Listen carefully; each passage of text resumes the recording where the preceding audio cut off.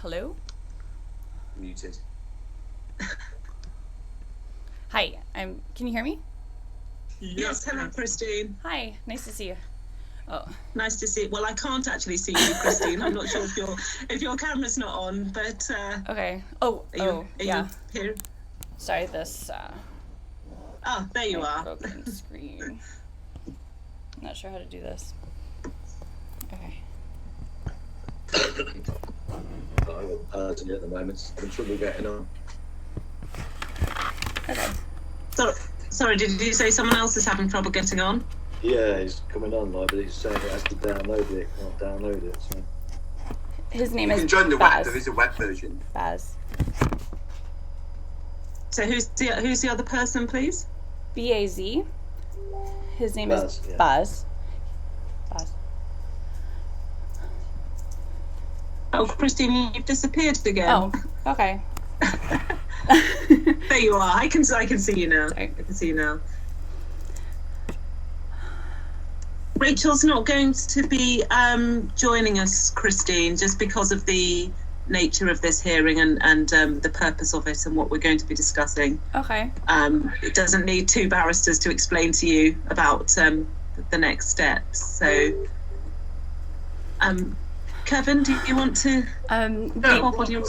I'm sort of in your hands a little bit, Christine, where you want to start as well, because you've obviously sort of made it very clear that you don't want me to represent you anymore, which I fully understand, and I'm going to respect that decision because it is your decision, and so I suppose what we just need to sort of update you on is how, if you're going to instruct another solicitor or not, whether you intend to represent yourself. I don't know that from you at the moment. Obviously, if you're going to instruct a new firm, then there's going to be an issue of transferring your legal aid certificate, which again, I can help you with. That's not a problem at all. And then just to update you on where we are, because there was an advocates meeting last night. We made it clear to the other advocates that we couldn't say very much, given that I've been disinstructed by you. But I think we should probably just update you on what was said in that meeting. You've also, sorry, I wasn't intending to say this much, but it always happens, doesn't it? You've also will have seen the addendum parenting assessment of Mr. Bond, which was negative. I emailed that through to you yesterday. I don't know if you picked it up. I read that. Yeah, I saw that. Great. And also, there was an email this morning saying that his relatives have pulled out of being assessed I because saw they think that. it's issues to do with him, which is helpful to your case in a big way, which I'm sure you'll have picked up on, because it means that all of the onuses now is on Christian being with you or your family. So if we start from the beginning of how these events happened, I would not call that helpful. I would call that it was avoidable. So all of that was very destructive. And so what are the facts of this case from the beginning? And I would have preferred that Rachel be here because I haven't had a voice to talk to her directly. And so those are some of the procedural issues that I've been facing. So why am I not allowed her email or her contact to be able to directly communicate Rachel, with Rachel? Christine, could I just explain, because that comes in within a barrister's role. And so just whilst we're thinking about, or you're making a decision about whether you go to a new solicitor or whether you represent yourself, we just wanted to make sure you understood that Rachel and I are only instructed by a solicitor, and we can only act for you if we're instructed by a solicitor.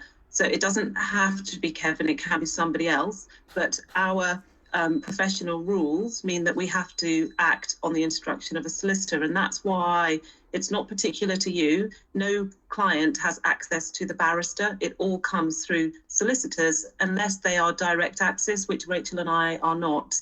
So that's why you don't have sort of direct access to us. So and that's what we wanted you to understand. So this is one of the few times I would have actually had access to have clear communication with Rachel, with my solicitor or previous solicitor.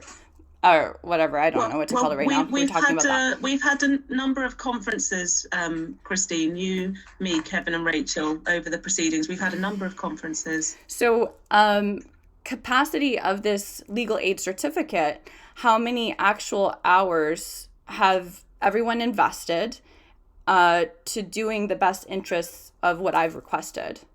So, I mean, how many times have we actually met? Has it been 3 times with Rachel?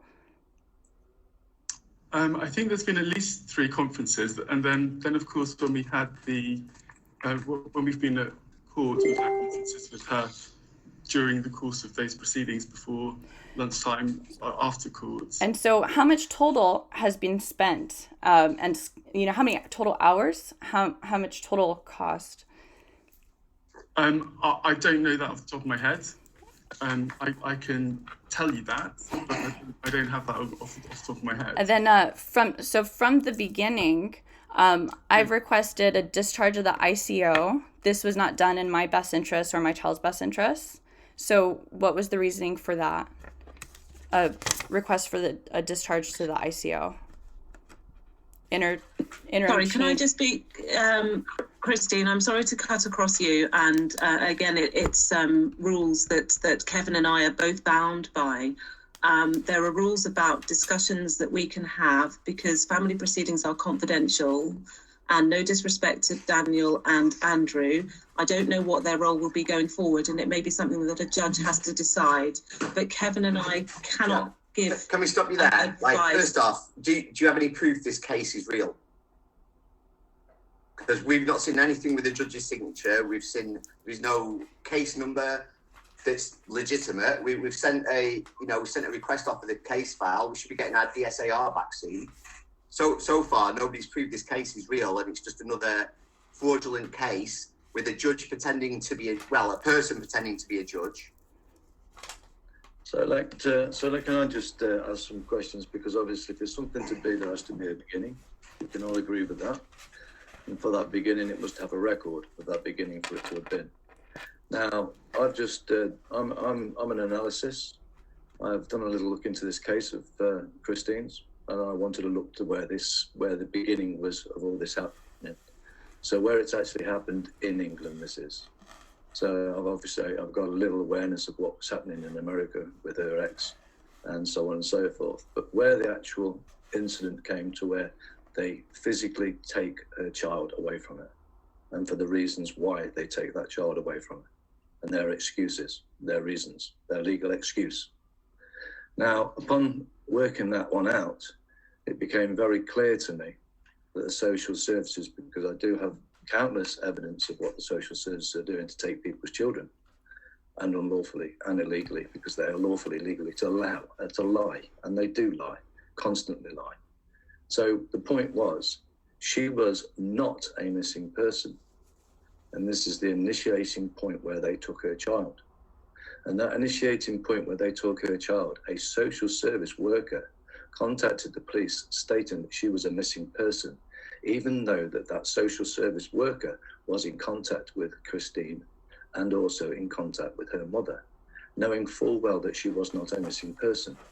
And that woman contacted the police and reported her as a missing person. That is a crime. Sure. And these may well be all issues that Christine wants to run at the next hearing. As we should all know, just sorry to cut you across there, because I was still speaking there, right? But we also all know that fraud vitiates all. Okay? And we also know if they breach their proceedings, that vitiates everything too. So if we go back to that point, she has to be given back the child, because they took her child unlawfully and without a legal excuse. And not only that, legal excuse they are claiming to have was actually a crime. I'm not stupid. No, absolutely. But I'm just also very conscious of the fact that, for want of a better word, I've been sacked, I've been disinstructed, very clearly, by Christine, which means Libea has been for the time being as well. It may be that Libea comes back on board if there's a new solicitor on board, but it looks like we're sort of discussing arguments moving forward possibly looking backwards, which I'm not going to be part of anymore. I require no disagree. controversy. I require for Christine as a friend, for Christine, and as what Christine clearly needs is clarity. She needs to be made Sure. So the point here is, with no controversy, the simple point is we are innocent until proven guilty. And what the point is there has something been done here which is illegal and unlawful. And the fact is, somebody has reported her as a missing person, which has eventually got her child taken away from her. And this is what all this mess is that we're now talking about. And I'm not interested in anything else after the issue. The point of where it went wrong was somebody illegally and unlawfully reported Christine as a missing person. That is a crime. And if that crime was dealt with, we wouldn't be talking about anything else in this case. Would you agree? If the police had not gone around to her house, they would have not taken her child. The police and the social services bounced off each other. The police said it was the social services, and the social services said it was the police. So I'm not interested in who says what it says. We're interested in the facts. And no, absolutely. But it's no longer my role because I've been disinstructed to have this. This is the point. But the point here is, what my role would be, because at the end of the day, I can understand that you're a lawyer and you are instructed what to do. So the point is, obviously, Christine has never instructed you on that point. That point needs to be valid and needs to be verified, certified and proven fact or disproven as a fact. Sure, and I think, and I would encourage Christine to have that conversation with her new legal team. Absolutely. I'm instructing you to answer his question. I'm not instructed anymore, Christine. So at the beginning of this conversation, He's funny. At the beginning of this conversation, let's not make this into He's pathetic. Daniel, on that basis, I won't say anymore. Let's understand Robert's rules in this scenario. I think we should probably end this meeting on that the basis. email that I sent out was to discuss my complaints. And so this has not been a discussion about my complaints. This has been you coercing an end without discussing the issues. I'm very happy to send you our complaints procedure because there's a process that we go through to deal with complaints. So I can do that. That doesn't make any sense. Children complain. We don't complain. We make claims. And if we've made a claim, it's very clear what that claim is. And that claim needs to be reported. And the claim is very clear. The social services had lied and they have coerced and conspired with the police to take Christine's child. And that is a clear fact until proven different. The police were reported and had a report of a missing person. That person who reported that person as a missing person was in contact with that person and also that person's mother. Knowing full well that that person was not missing and therefore reporting that person as a missing person was a crime. And I have a question. Christine, I'm so sorry. Can I just say, maybe there's been a misunderstanding, but the purpose of this meeting was just to make sure you understood about your rights to be represented by somebody else and to make sure you know that Kevin will help you transfer any legal aid certificate, but that without a solicitor, Rachel and I can't be involved in your case. At the beginning of this meeting, you said that this was to determine whether you guys would be representing me or not. So how is that possible if we can't even discuss it? If we can't discuss the breakdown, like from the beginning, and then if I can't even ask you what acts, have you followed through? Like, how have you acted in my best interest? What have you actually filed for me in my best interest with I'll care? send you our complaint procedure and we can go through that process. But, you've made it clear that the relationship has broken down. It's just a simple question. What single act have you ever done in my best interest for my child with care proceedings? What single act have you ever done? What have you ever done that I've actually requested that has been good for my child? Absolutely, and we can go through all of this, and I'll send you the complaints procedure. But this isn't. It's not a complaint. I mean, why forum to do aren't you that. able to answer, and why are you evading? Like that, I'm going to deal with it properly in correspondence, so it's all very clearly recorded. I don't. Properly would have been timely. Okay, Christine, I'm going to end this Beginning meeting now December of last year. because I think it's clear that the relationship between us is broken down. You've made that clear to me in a number of emails. And that you're going to. This all starts from the beginning. So it didn't start off that way. How did it start? What have you done? What have you filed for? You've been making all this money. What have you done for me and my child? Deal with it properly in that process, okay? I mean, just name one thing that you've done. What have you filed for me and my child? I'm going to deal with this properly. Christine, because of what you've done. I'm going to end the meeting now. Can we talk about what you've actually written in the reports about calling her mental? I've never seen a letter that bad. Why did you question my?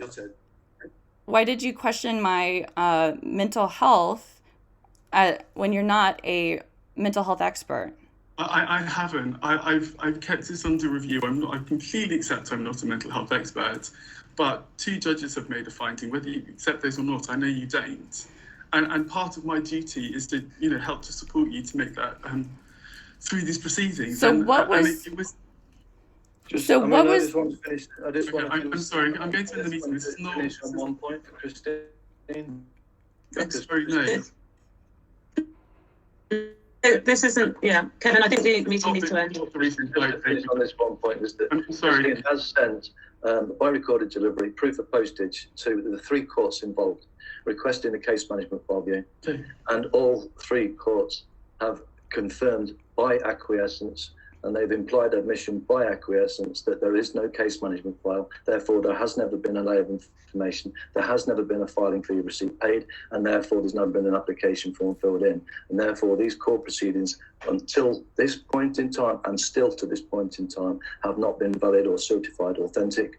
Now, what we would require from you, if you do leave the system, and you're saying, then could we kindly, from you, receive the case management file, because we require the layer of information that was used and initially laid, that was attached to an application form, and the filing fee receipt that would have been attached to that was inside the case management file of the originating court hearing and case number. Well, I mean, I'll let you support Christy get those documents. I think it's clear that I'm not instructed the relationship. Well, the thing is, you must have them if you're working for Christine, so you must be aware of those. You must be aware of those, because the courts can't produce them and you've run off, and the battlefield has just been left by you. And this is a barrister, and she knows fully well that she's run off too.